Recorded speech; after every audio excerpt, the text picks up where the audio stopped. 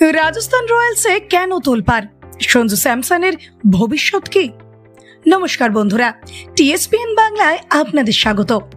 IPL 2025-এর পর যদি কোনো দল নিয়ে সবচেয়ে বেশি আলোচনা হয়ে থাকে তবে সেটা হলো রাজস্থান রয়্যালস। প্রতিদিন এই রাজস্থান রয়্যালসকে নিয়ে নতুন নতুন খবর আসছে, আর সব থেকে বড় খবরটা হলো সঞ্জু স্যামসনকে নিয়ে।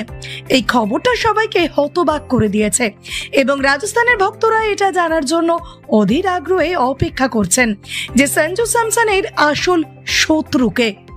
সঞ্জু স্যামসনের গুরুত্ব রাজস্থান রয়্যালসে এই শত্রুর প্রসঙ্গ কেন আসছে? কারণ রাজস্থানের ক্রিকেট ভক্তরা খুব ভালো করেই জানেন, যদি সঞ্জু স্যামসন রাজস্থান ছেড়ে চলে যান তবে দলটা পুরোপুরি ভেঙে যাবে। তারা এও জানেন যে সঞ্জু রাজস্থানের একজন অত্যন্ত বিশ্বস্ত খেলোয়াড়। তিনি রাজস্থানকে ফাইনালে তুলেছেন এবং দলের অন্যতম সেরা অধিনায়ক হিসেবে পরিচিত। ভক্তরা এটাও বোঝেন যে যদি রাজস্থান কর্তৃপক্ষ সঞ্জুকে এভাবে দল থেকে সরিয়ে দেয় তাহলে তাদের ফ্যান ফলোয়িংও অনেকটাই কমে যাবে। কিন্তু এত কিছুর পরও রাজস্থান ম্যানেজমেন্ট সঞ্জু স্যামসনকে ধরে রাখার কোনো চেষ্টা করছে না, কোনো বিবৃতি দিচ্ছে না, এমনকি তাকে বোঝানোরও চেষ্টা করছে না। তাহলে কেন এমনটা করা হচ্ছে? সঞ্জু স্যামসনকে কেন এমন অপমান করা হচ্ছে? কে সেই ব্যক্তি যার কারণে সঞ্জু স্যামসনকে এত কিছু সহ্য করতে হচ্ছে?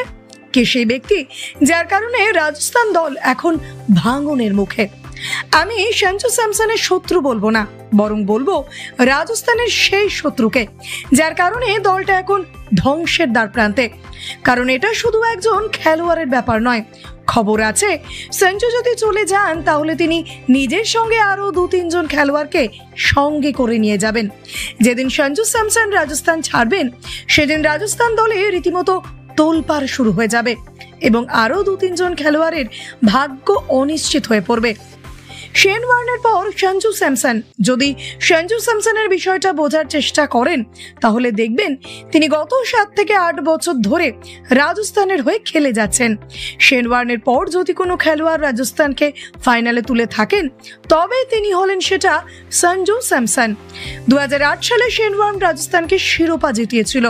এরপর 2022 সালে সঞ্জু স্যামসন রাজস্থানকে ফাইনালে নিয়ে যায়।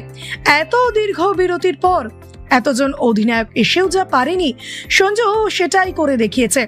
রাজস্থানও তাদের ম্যানেজমেন্ট এই বিষয়গুলো ভালো করেই জানে। তাহলে কেন সঞ্জুকে সরিয়ে দেওয়া হচ্ছে?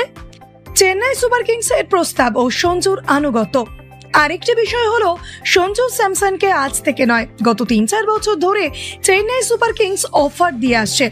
চেন্নাই সুপার কিংস গত কয়েক বছর ধরে সঞ্জু স্যামসনকে দলে ফেরানোর চেষ্টা করছে, কিন্তু সঞ্জু কখনোই চেন্নাইয়ের প্রস্তাবে রাজি হননি।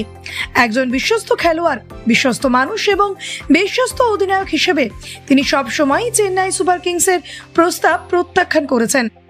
যদি সঞ্জু স্যামসন চাইতেন, যদি তিনি অর্থের লোভী হতেন, যদি তিনি চেন্নাইয়ে যেতে চাইতেন তাহলে তিনি 2020-21 সালেই চলে যেতেন, যখন চেন্নাই সুপার কিংস তাকে অফার দিয়েছিল। কিন্তু সঞ্জু সেই সময়ও চেন্নাইয়ের প্রস্তাব প্রত্যাখ্যান করেছিলেন। এমনকি এখনো যদি রাজস্থান ম্যানেজমেন্ট সঞ্জুকে সঙ্গে কথা বলতো, তাকে বোঝাতো, তাহলে হয়তো তিনি এখনো দল ছাড়তেন না।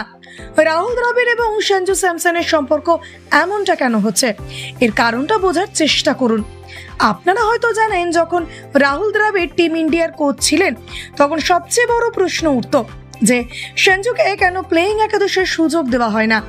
প্রথমে তো তাকে দলেই নির্বাচন করা হতো না, আর যদিও বা নির্বাচন করা হতো তাহলে আপনারা হয়তো দেখেছেন সঞ্জু স্যামসনকে অনেক ম্যাচে বেঞ্চে বসে জল পান করাতে দেখা যেত, তাকে সুযোগই দেওয়া হতো না।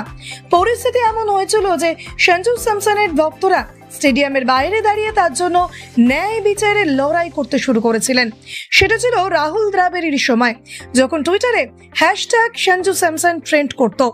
রাহুল দ্রাবিড়ের কোচিং এর সময় সঞ্জু স্যামসনের জন্য টুইটারে ন্যায় বিচারের লড়াই চলত, #জাস্টিস ফর সঞ্জু স্যামসন।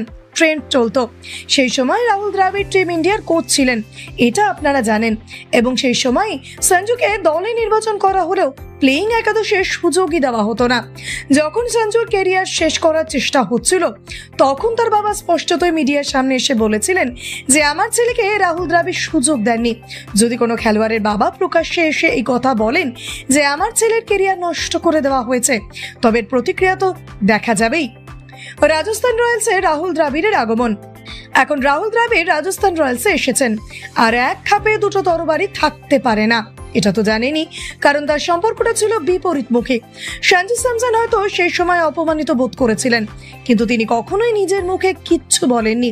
আমি এটাকে সঞ্জু স্যামসনের বড়ত্ব মনে করি যে তিনি নিজের অপমান নিয়ে কখনোই মিডিয়ার সামনে কোনো মন্তব্যই করেনি, কাউকে দোষী সাব্যস্ত করেননি। কিন্তু যেহেতু রাহুল দ্রাবিড় সঞ্জু স্যামসনকে পছন্দ করতেন না, রাহুল দ্রাবিড় প্রথমে ঈশান কিষানকে সুযোগ দিতেন। এরপর ঈশান কিষানের প্রতিও তার অসন্তোষ তৈরি হয়েছিল। এরপর ঋষভ পান্তকে সুযোগ দেওয়া হতে লাগলো, তারপর ধ্রুব জুরেলকে সুযোগ দেওয়া হতে লাগলো। রাহুল দ্রাবিড় এদের পছন্দ করতেন, কিন্তু সঞ্জুকে ক্রমাগত উপেক্ষা করা হচ্ছিল।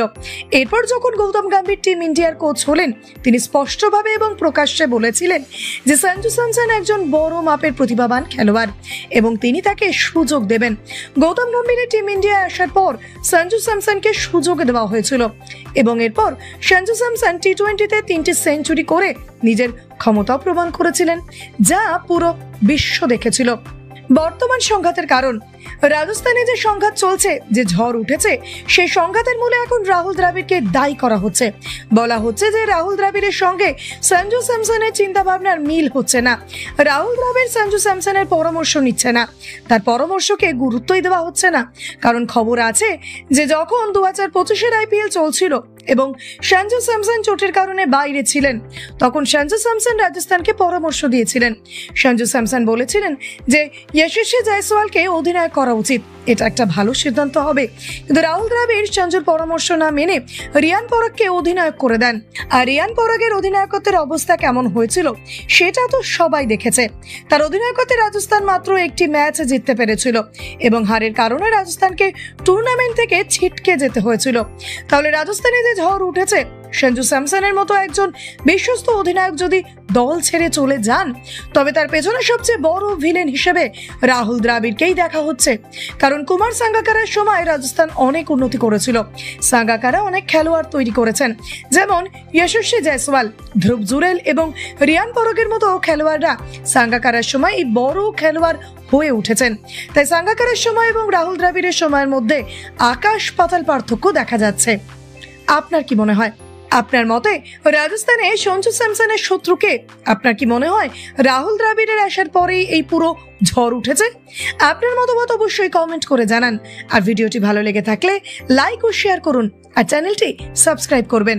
ধন্যবাদ।